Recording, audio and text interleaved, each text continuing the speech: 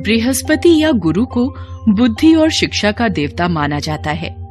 गुरुवार को बृहस्पति देव की पूजा करने से धन, विद्या, पुत्र व अन्य मनोवांछित फल की प्राप्ति होती है। गुरुवार को भगवान बृहस्पति की पूजा का विधान है। इस पूजा से परिवार में सुख शांति रहती है। जल्द विवाह के लिए भी गुरुवार का व्रत किया जाता है। गुरुवार व्रत की विधि। गुरुवार की पूजा विधि विधान के अनुसार की जानी चाहिए। व्रत वाले दिन सुबह उठकर बृहस्पति देव का पूजन करना चाहिए।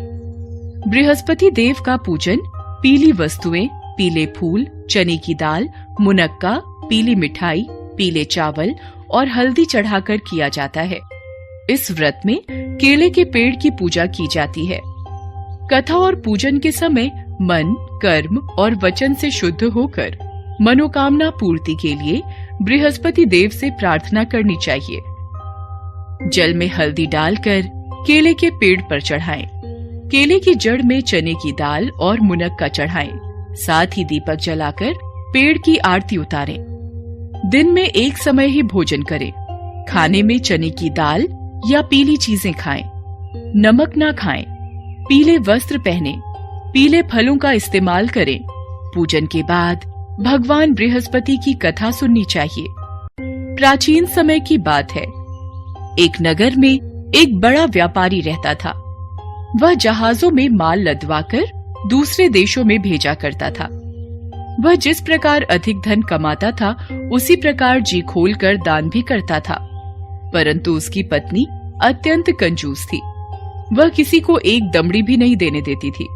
एक बार सेठ जब दूसरे देश व्यापार करने गया तो पीछे से बृहस्पति देव ने साधु वेश में उसकी पत्नी से भिक्षा मांगी। व्यापारी की पत्नी बृहस्पति देव से बोली, हे साधु महाराज, मैं इस दान और पुण्य से तंग आ गई हूँ। आप कोई ऐसा उपाय बताएं जिससे मेरा सारा धन नष्ट हो जाए और मैं आराम से रह सकूं। मैं ये धन लुटता हुआ नहीं देख सकती। बृहस्पति देव ने कहा, हे देवी, तुम बड़ी विचित्र हो। संतान और धन से कोई दुखी होता है। अगर अधिक धन है तो इसे शुभ कार्यों में लगाओ। कुंवारी कन्याओं का विवाह कराओ। विद्यालय और बाग बगीचों का निर्माण कराओ। ऐसे पुण्य कार्य करने से तुम्हारा लोक परलोक सार्थक हो सकता है। परंतु साधु की इन बातों से व्यापारी की पत्नी को खुशी नहीं हुई। उसने कहा, मुझे ऐसे धन की आवश्यकता नहीं है जिसे मैं दान दूं। तब बृहस्पति देव बोले, यदि तुम्हारी ऐसी इच्छा है तो तुम एक उपाय करना। 7 बृहस्पतिवार घर को गोबर से लीपना। अपने केशों को पीली मिट्टी से धोना। केशों को धोते समय स्नान करना। व्यापारी से हजामत बनाने को कहना। भोजन में मांस मदिरा खाना। कपड़े अपने घर धोना। ऐसा करने से तुम्हारा सारा धन नष्ट हो जाएगा। इतना कहकर बृहस्पति देव अंतर्ध्यान हो गए। व्यापारी की पत्नी ने बृहस्पति देव के कहे अनुसार 7 बृहस्पतिवार वैसा ही करने का निश्चय किया। केवल 3 बृहस्पतिवार बीते थे कि उसकी समस्त धन संपत्ति नष्ट हो गई और वो परलोक सिधार गई। जब व्यापारी वापस आया तो उसने देखा कि उसका सब कुछ नष्ट हो चुका है। उस व्यापारी ने अपनी पुत्री को सांत्वना दी और दूसरे नगर में जाकर बस गया।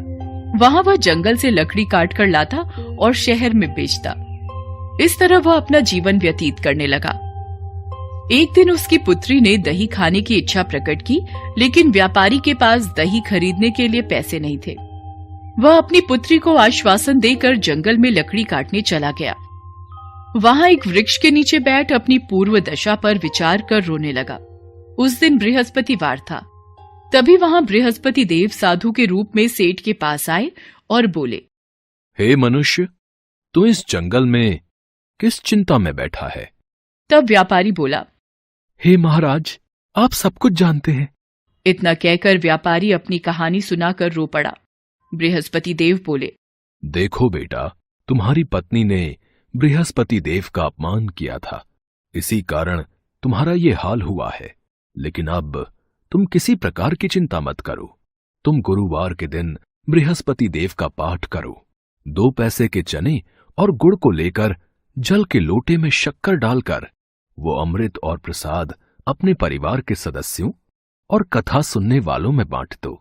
स्वयं भी प्रसाद और चरणामृत लो। भगवान तुम्हारा अवश्य कल्याण करेंगे। साधु की बात सुनकर व्यापारी बोला, महाराज, मुझे तो इतना भी नहीं बचता कि मैं अपनी पुत्री को दही लाकर दे सकूं। इस पर साधु जी बोले, तुम लकड़ियां शहर में बेचने जाना। तुम्हें लकड़ियों के दाम पहले से चौगुने मिलेंगे, जिससे तुम्हारे सारे कार्य सिद्ध हो जाएंगे। उसने लकड़ियां काटी और शहर में बेचने के लिए चल पड़ा। उसकी लकड़ियां अच्छे दाम में बिक गईं, जिससे उसने अपनी पुत्री के लिए दही लिया और गुरुवार की कथा हेतु चना गुड़ लेकर कथा की और प्रसाद बांटकर स्वयं भी खाया। उसी दिन से उसकी सभी कठिनाइयां दूर होने लगी।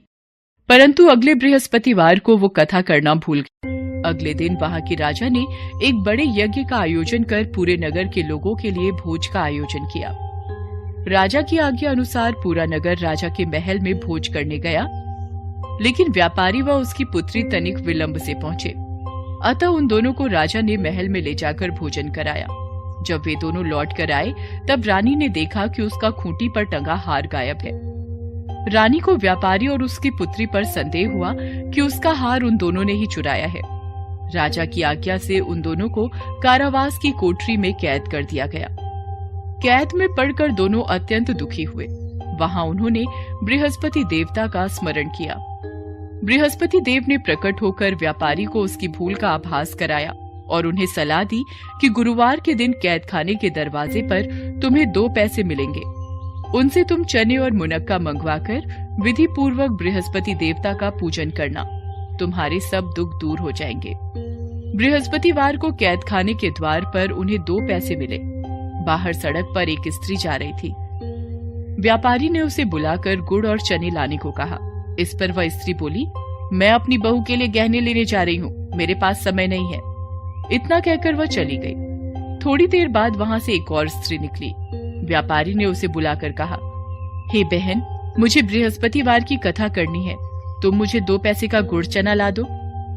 बृहस्पति देव का नाम सुनकर वह स्त्री बोली, भाई, मैं तुम्हें अभी गुड़ चना लाकर देती हूँ। मेरा इकलौता पुत्र मर गया है, मैं उसके लिए कफन लेने जा रही थी, लेकिन मैं पहले तुम्हारा काम करूंगी, उसके बाद अपने पुत्र के लिए कफन लाऊंगी।